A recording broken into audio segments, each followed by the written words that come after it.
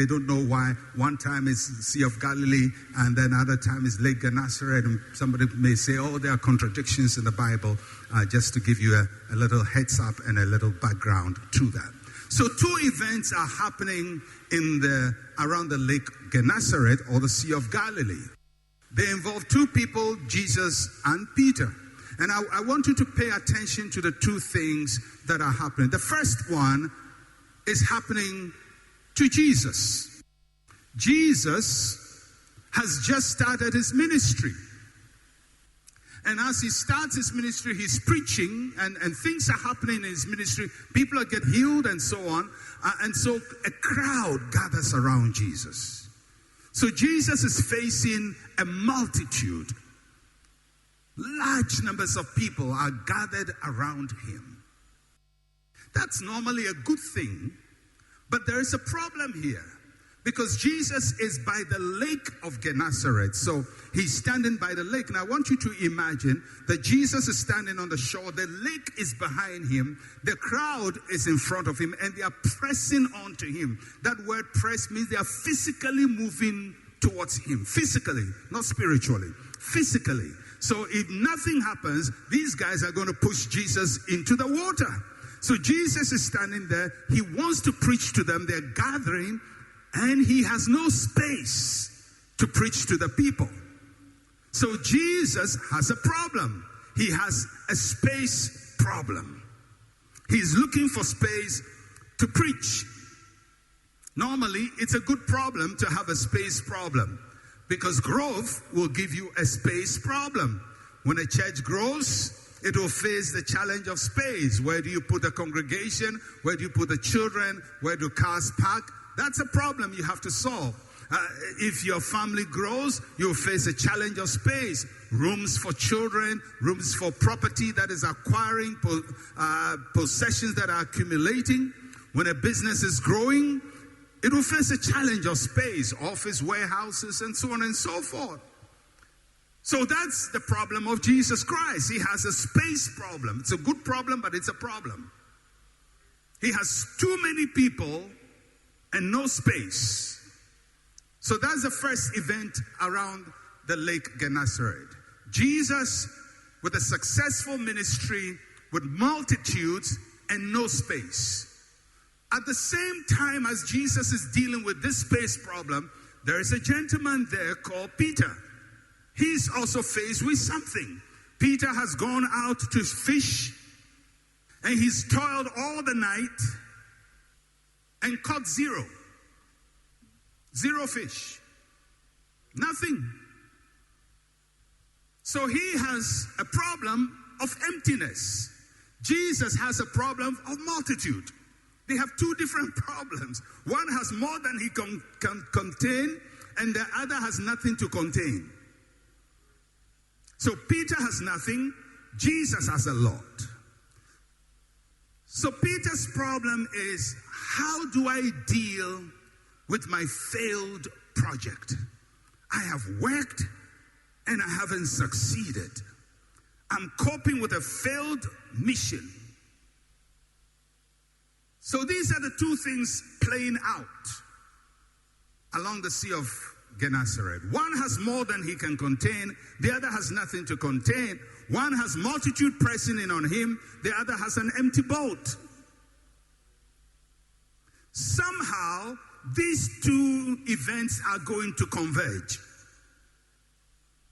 The one who has abundance and the one who has nothing, there's going to be a meeting point. That's what the whole story is about. And when that meeting point comes about, something changes. So what does Jesus do? Jesus goes to the man who has nothing and says, give me your boat. And he steps on that boat and preaches to the people. Jesus Christ did a very unusual thing. He used the instrument of Peter's failed mission to successfully carry out his divine mission. He used Peter's empty boat to reach out to the multitude. And what does that tell us? That God can take your zero and use it for something great. That in areas where you think you have failed and you've struggled and nothing is working, when Jesus walks into your situation, he takes your failed project and uses it for a greater purpose for his kingdom and for his glory. And that's what Jesus did. He took the failure of Peter and used it for success. So if you were Peter, you probably don't catch everything that is going on. For Jesus Christ, it's a great thing happening. He comes to this young man. And by the way, all the disciples of Jesus Christ were young people. Because you know, when you hear names like Peter, Simon Peter, you're thinking about somebody with a big beard. But Jesus was about 30 when he began his ministry. And almost everybody who followed him was below 30. So Peter probably was about in his mid-20s, 24, 25, 26, somewhere there. He's not 60. You see him in movies, he looks like a 60-year-old. He's a young guy. All of them, Judas, everybody is a young guy because they are following a young man. So Jesus speaks to this young fisherman who seems like a failure already. You know, sometimes you start life and life hasn't gone far, but you're already failing. Things are already not working for you. And Jesus comes, takes the thing that is not working, and makes it work.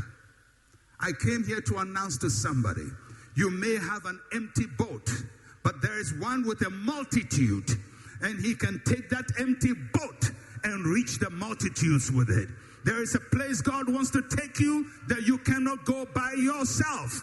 And by the Holy Spirit, he will take that which is empty and use it for a divine purpose. Somebody is about to have a divine convergence. A divine convergence. A divine convergence. There is a meeting point between Jesus' multitude and your empty boat. And that's what happened. Jesus takes what has failed and uses it magnificently. And after he had done that, he told Peter the words of our sermon title, launch out. Everybody say launch out. Say one more time, say launch out. The Greek word, the Greek lemma or the Greek root word for launch out is epanago. Epanago. So Jesus says, launch out. Everyone say launch out. Say it one more time. Say launch out. How many of you really believe you are launching out? How many of you believe this year, 2023, you are launching out, you are moving into something great and something mighty? Somebody say, I'm launching out. All right. What does it mean to launch out? Two things. First, it means to move away from something. To move away from.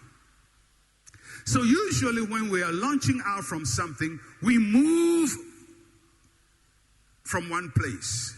We move from a place where we are. We move from something we are familiar with. We move from something that holds us back. We move from something that has been our safe place. Moving from. So when he says launch out, he says you're going to move. You're going to move from someplace. But launch out is not only about moving from. Launch out also is moving into. Moving into something.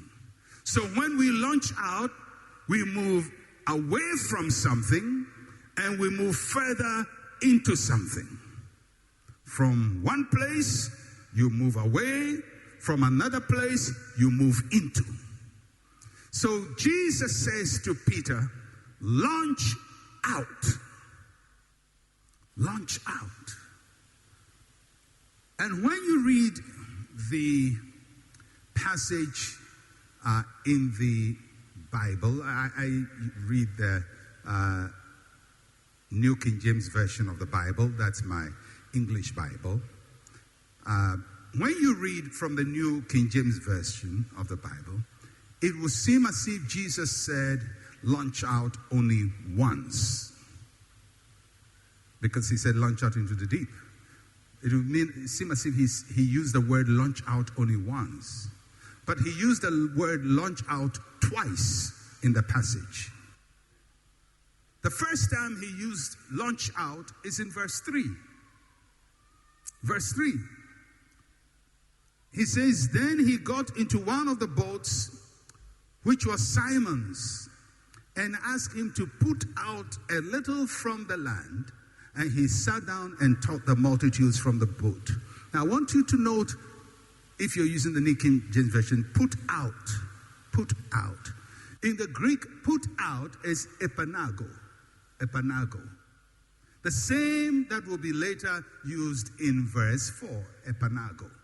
So, in the English it says put out, but Jesus used the same word. Only that in English, one says put out, the other says launch out, but he used the same word. The Greek is the same. Launch out. Epanago. So we see there are two ways that we can launch out. One is from the land.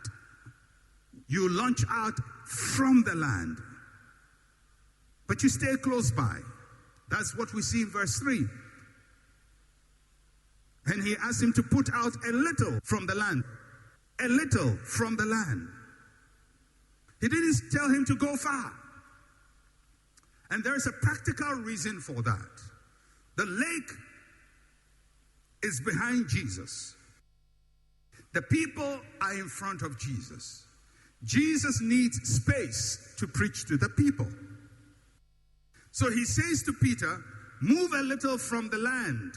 That's from the shore. Move a little from the shore. So he moved just a little so Jesus can sit. And it's very interesting how the Bible talks about his posture. He didn't stand in the boat. Because if you try standing in the boat, you may fall. He's a carpenter from Nazareth. He doesn't know how to fish. And so he sat. But he also sat because in his day, that's what the rabbis did. When a rabbi is going to teach, he sits. And once he sits, it means class is in session. I'm about to teach. And so you read many times in the New Testament, before Jesus will preach, he will sit down. Because it's the posture to say, it's now time to teach. Class is in session.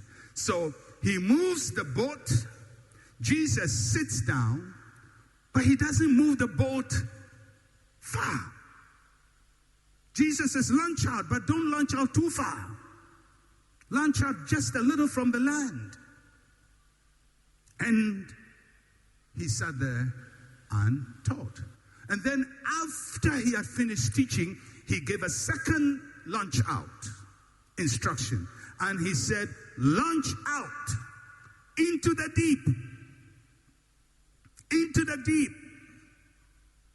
Very interesting. What does it mean? Into the deep means beyond the surface.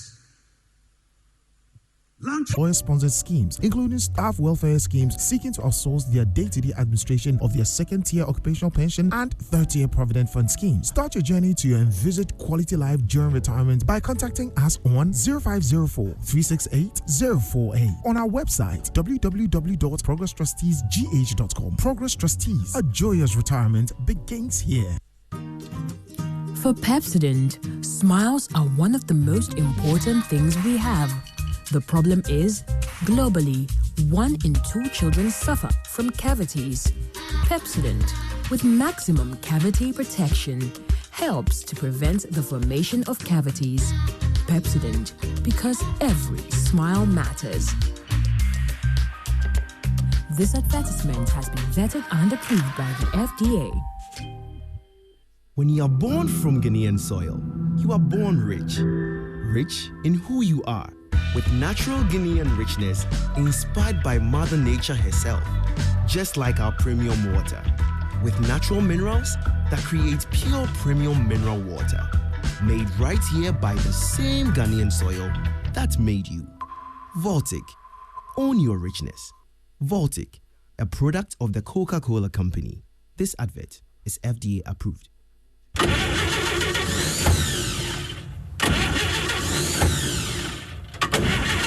Charlie, that be the sound you hear when things make hot. I'm sure this is not battery, just cash flow. L'argent no day. It is safe to say we are all facing challenging times. We are all wondering how we are going to lighten our financial burdens. Nowhere cool, but don't worry. With a little help from your trusted bank, Societe Generale Ghana, be biara may fine. Societe Generale Ghana is making all its customers happy with the Yatiso Loans promo. In fact, SG Ghana customers and even non-customers who are on the controller and accountant general payroll can enjoy access to our amazing discounted loans. Don't waste time. Get your loan today. Step into a branch or call 0302-214-314 to get the ball rolling. Terms and conditions apply. Remember, promotion ends on 7th August 2023. Societe Generale Ghana. The future is you. You worry. Just be happy. Don't you worry. Prepare for an unforgettable theatrical experience as Image Bureau, in partnership with April Communications and Joy FM, present A Detective Calls. You must apologize to her at once.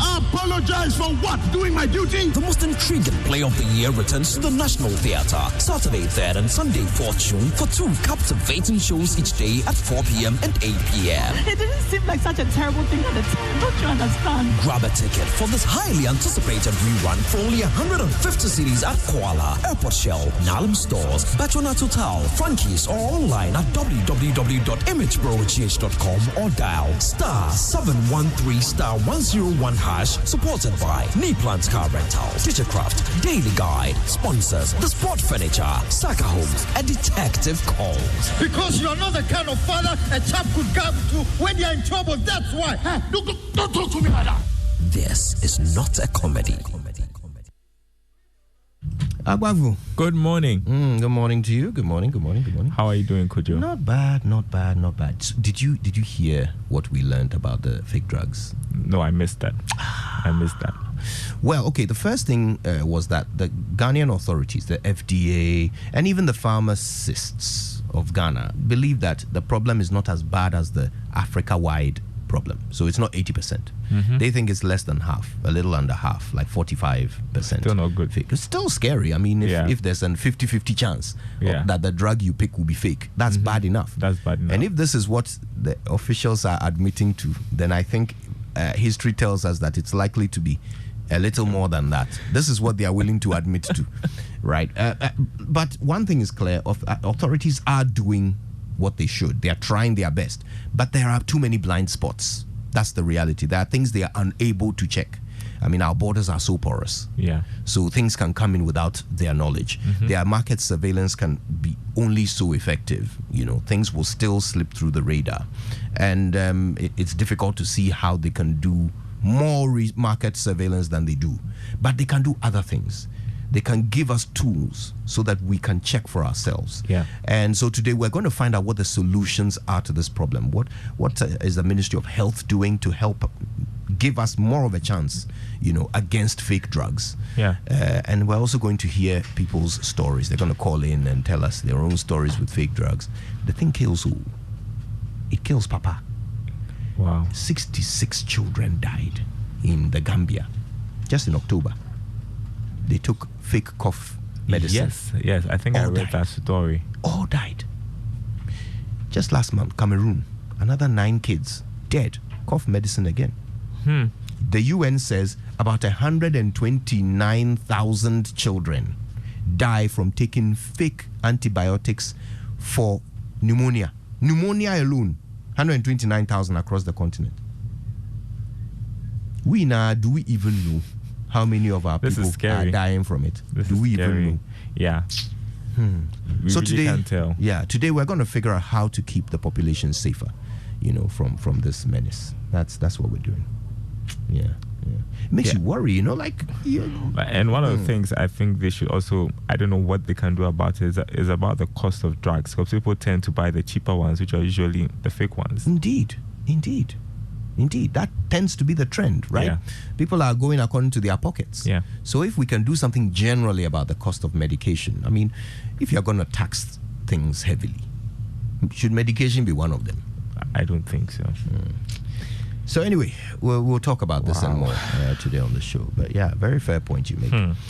Okay, all right. We got the 6 a.m. news thanks to our friends at Total Energies. Total, we go the extra mile for you. Absa Bank Ghana Limited, helping you find a way to get things done. And Millennium Insurance, your trustworthy partner. For the Joy Business Report, our thanks go to Glyco Life Travel Insurance. Glyco, we cushion you for life.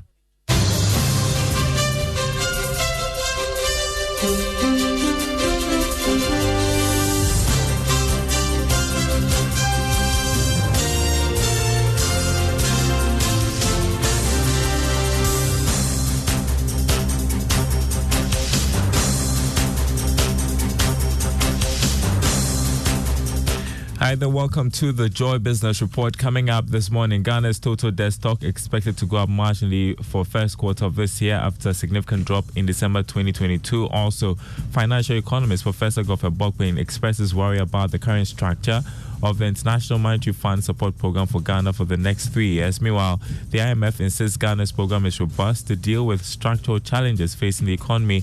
We'll hear from resident representative of the fund, Dr. Leandro Medina. Details coming up.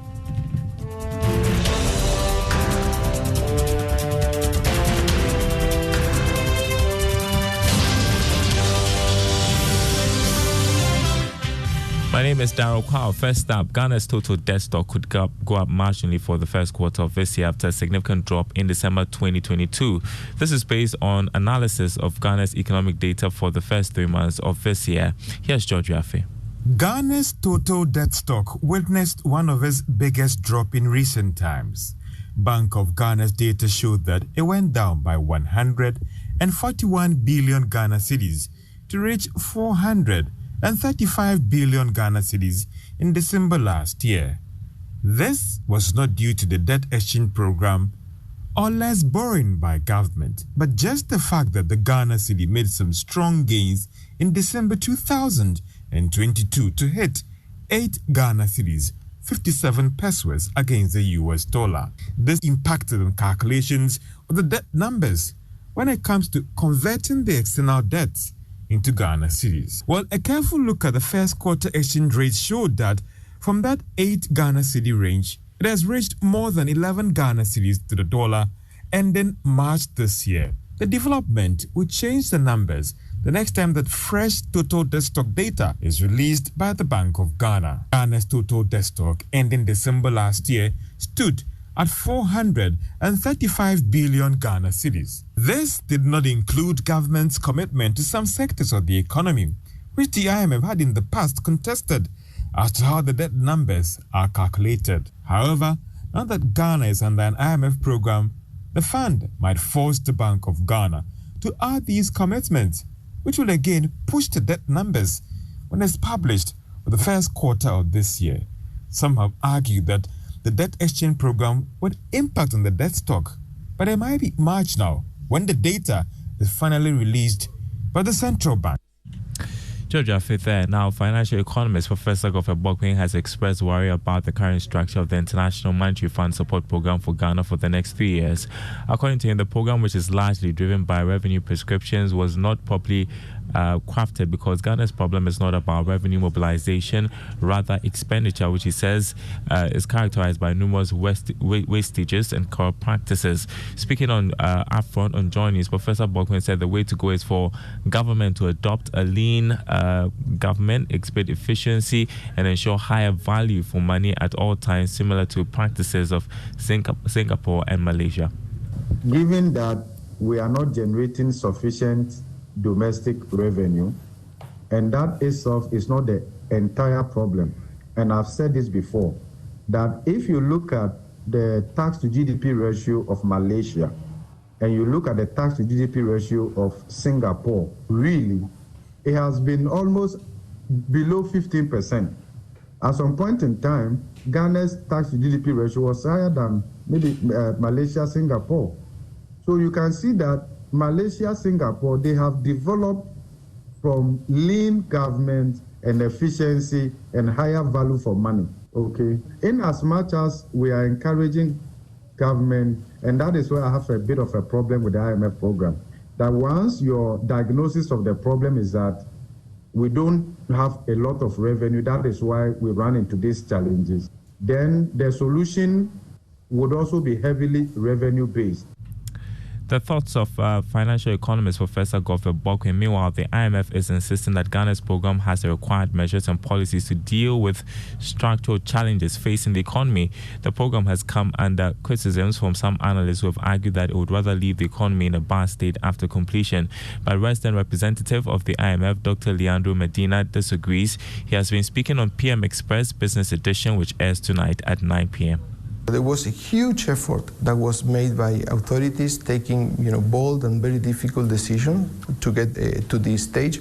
We are quite confident about the strength of the program and that it will be implemented as it has been designed. I could say that commitment is there. The objectives are to, restore the macro, to get us out of the crisis, to ensure that debt go down sustainable path, to increase growth and to make it more inclusive. And Ghanaians are really looking forward to see inflation going down, to see the improvement in the management of the fiscal account, and to see more opportunities and more growth. In that sense, we are quite confident that the condition will be met and that we are going to have a very successful path forward. That was resident representative of the IMF, Dr. Leandro Medina. He was speaking on PM Express Business Edition, which will air tonight at 9 on the Joy News channel. While still with the IMF, former Finance Minister Seth Terkper has said that Ghana's fiscal deficit will be a key indicator monitored by the fund to examine government's adherence to financial discipline. Speaking to Joy Business, he pointed out that the monitoring will be stringent to check overspending. And when I say performance criteria, let me give a practical example. Maybe your deficit is around 12%.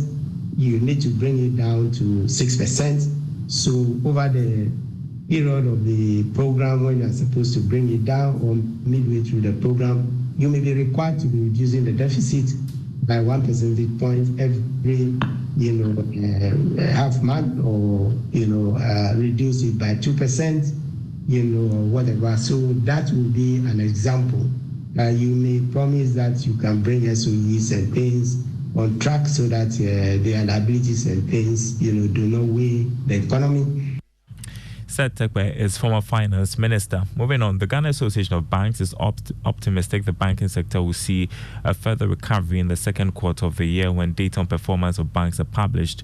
Speaking to Joy Business at the commissioning of the Financial Industry Command Security Operations by the Bank of Ghana, Chief Executive John Ewa said the central bank is closely working with commercial banks to strengthen the operations. I would say so. It will not be a day and night event. It is going to be a situation where we are going to witness gradual improvement in the economic variables. We've seen inflation trending downwards. It's currently around 41%. We've seen the exchange rate also maintaining some relative stability, even in the last a few days, appreciation against the major trading currencies. So all these should point to a positive trajectory in the economic variables. With this, we are anticipating that in the coming weeks, when central bank starts their next round of the MPC, and given how the situation will be at the time, perhaps we will be looking at a different view of the monetary policy rate that should also help to trend down the other market rates. John Ewa is Chief Executive of the Ghana Association of Banks. Now, there is a significant shift from brick and mortar way of doing business to online operations in Ghana that needs to be monitored closely. This is according to Training and Capacity Building Manager at the West African Tax Administration Forum, Dan Asabi Ozayashi. He's therefore calling on tax administrators to improve their capacity in the use of technology to identify taxpayers and businesses that are moving the operations online. Capacity is what we all need to have optimum revenue in our region, West Africa, and in our various countries. So geospatial analytics is something that will help us build this knowledge on locations of our taxpayers and how well their businesses are growing. If you attend this training, you will see later on that you could even monitor the activities of taxpayers, how they are growing, and you also can even map out the revenue that is collected from any particular section or part of the country. So it's very important for revenue administration, and looking at most businesses are going digital. Tax administration also needs to follow follow suit to go digital. In fact, you need to go ahead of them so that you can maximize revenue from these digital services. Dan Asabio Zayashi, Training and Capacity Manager for the West African Tax Administrators Forum. On Investor Eye today, Emmanuel Mensah Pia, Director in charge of Risk Management Department at the Securities and Exchange Commission, speaks on the form a Ponzi scheme may take. Listen.